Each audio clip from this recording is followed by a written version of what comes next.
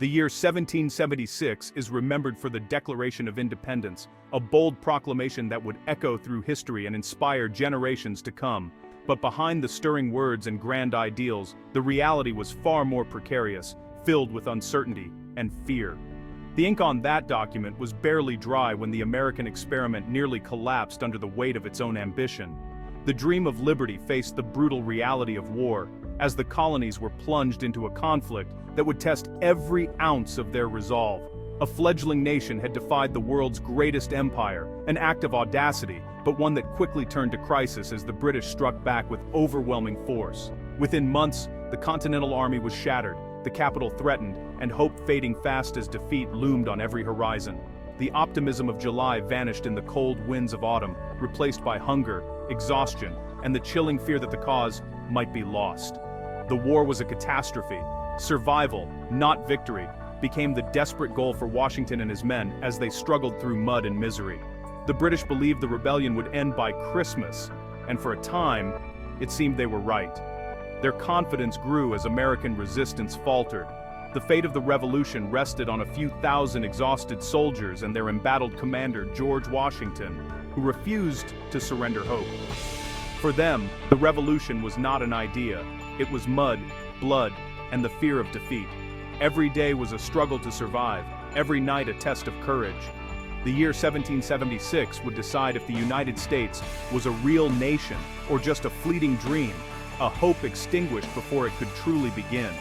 The ideals of liberty were put to the ultimate test, as ordinary people risked everything for a cause greater than themselves. The story of 1776 is not just about independence. It's about survival against all odds and the unbreakable spirit that would shape a nation's destiny. The conflict with Britain didn't erupt overnight. It simmered for years, building tension and resentment in the hearts of ordinary colonists. Every new law and tax from across the ocean felt like another spark in a growing fire. Britain, deep in debt from war, imposed new taxes on the colonies without giving them a voice in Parliament. Colonists watched as their hard-earned money was taken, fueling anger and a sense of injustice. No taxation without representation became the rallying cry against what they saw as tyranny. This phrase echoed through towns and cities, uniting people from all walks of life in a common cause. Events like the Boston Massacre, where British soldiers fired on unarmed colonists, and the Boston Tea Party, where patriots dumped tea into the harbor, fueled outrage and brought the colonies closer together. Britain's harsh response, the Intolerable Acts, convinced colonists their rights were being stripped away. These laws closed Boston's port and placed the city under military rule, making compromise seem impossible. By 1775, the quarrel had become war. Skirmishes at Lexington and Concord marked the point of no return. As neighbors took up arms against the empire, the colonies formed a Continental Army under George Washington, a respected leader who inspired hope and unity among the troops. In Philadelphia, the Second Continental Congress debated fiercely. Should they seek compromise or break away forever? The decision weighed heavily on every delegate. The Declaration of Independence, adopted July 4, 1776, transformed rebellion into revolution. It was a bold statement to the world that the colonies would stand together. It declared all men are created equal, with rights to life, liberty, and the pursuit of happiness. These words inspired not just Americans, but people everywhere who longed for freedom. The stakes were now impossibly high. The fight was for the existence of a new nation, a place where people could govern themselves and shape their own destiny. The colonists were no longer fighting for rights as Englishmen, but for their own future, for the hope of a better life, and for the promise of freedom for generations to come.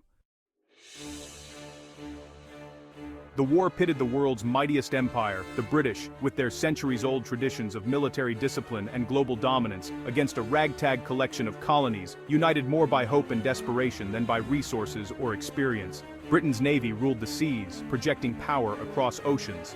Its army was professional, disciplined, and well-equipped, drilled to perfection and backed by the wealth of an empire. The Americans, by contrast, had no navy to speak of, no central government able to reliably raise funds, and an army made up of citizen soldiers, farmers, merchants, and laborers who had never fought in a war. Most enlisted for just a year, lacked proper training, and often went without shoes, uniforms, or even basic weapons. The British, meanwhile, hired thousands of German mercenaries, Hessians, to bolster their ranks, and were led by seasoned generals with years of battlefield experience and strategic expertise. George Washington, a Virginia planter with only limited military experience, now found himself leading a fragile coalition of colonies, trying to forge an army from scratch. In the summer of 1776, Britain sent its largest ever expeditionary force, over 32,000 well-trained troops, supported by a powerful fleet, to seize New York and crush the rebellion. Washington could muster perhaps 19,000 men, many of them young, inexperienced, and poorly trained, facing overwhelming odds. On paper, the contest looked hopeless, a giant against a boy, a professional war machine against a fledgling force. Few in Europe gave the Americans any chance of success. Most observers expected a swift and decisive British victory. The rebellion, most predicted, would be crushed before it could truly begin, and the colonies would be brought back under British rule. Yet the Americans would prove far more resilient and determined than anyone expected, enduring hardship and rallying together in the face of adversity.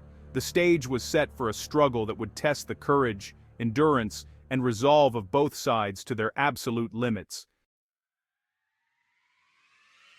1776 began with hope, a rare American victory in Boston. The British were trapped in the city, surrounded by Washington's army. The stalemate broke thanks to Henry Knox, who hauled heavy cannons from Fort Ticonderoga across frozen terrain. In March, Washington's men secretly positioned the cannons on Dorchester Heights, overlooking Boston. At dawn, the British awoke to find themselves outgunned and outmaneuvered. General Howe, realizing his position was hopeless, chose to evacuate. On March 17th, the British and Loyalists sailed away. The Americans entered Boston as liberators. The victory was bloodless but monumental, boosting morale across the colonies. It proved the Americans could force the British to retreat. Optimism soared. Briefly, this early triumph, however, was a false dawn. Greater challenges loomed on the horizon. The real test was yet to come. After Boston, Washington correctly guessed the British would target New York. The city's harbor was ideal for the Royal Navy, and controlling the Hudson could split the colonies. Washington divided his outnumbered army between Manhattan and Long Island, a critical mistake.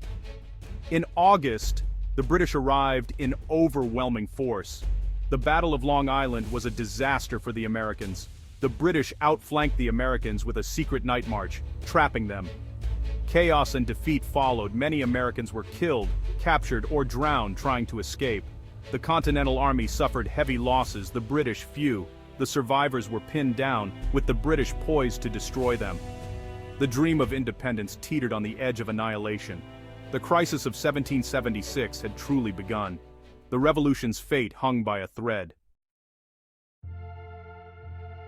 Facing destruction in Brooklyn, Washington orchestrated a miraculous escape. Under cover of fog and rain, his army slipped across the East River to Manhattan. It was a retreat, not a victory, and only the beginning of a long withdrawal. The British pressed relentlessly, forcing the Americans out of New York, across New Jersey, and into Pennsylvania. The Continental Army, once 20,000 strong, dwindled to a few thousand ragged men. Desertion soared as enlistments expired and hope faded. The army lacked shoes, blankets, and food. Their bloody footprints marked the snow. Local support evaporated as defeat seemed inevitable. By December, Washington's battered force had nowhere left to run.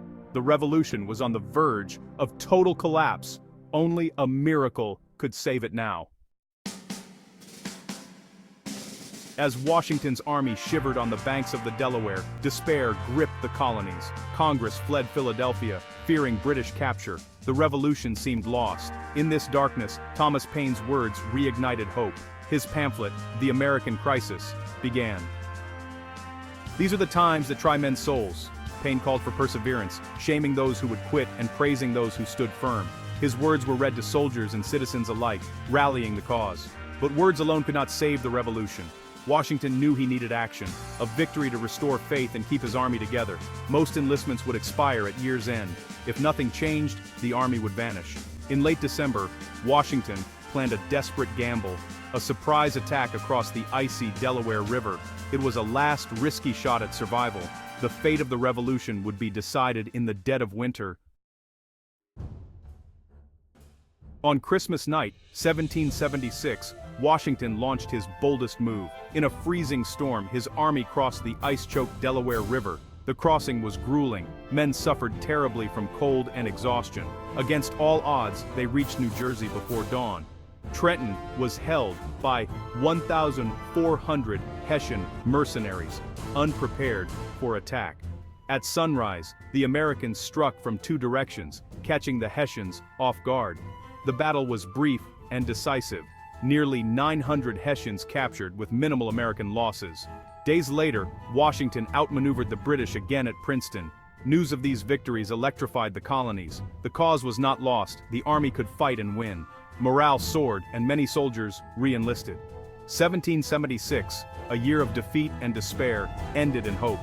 The revolution had survived its darkest hour, through grit, daring, and the will to endure.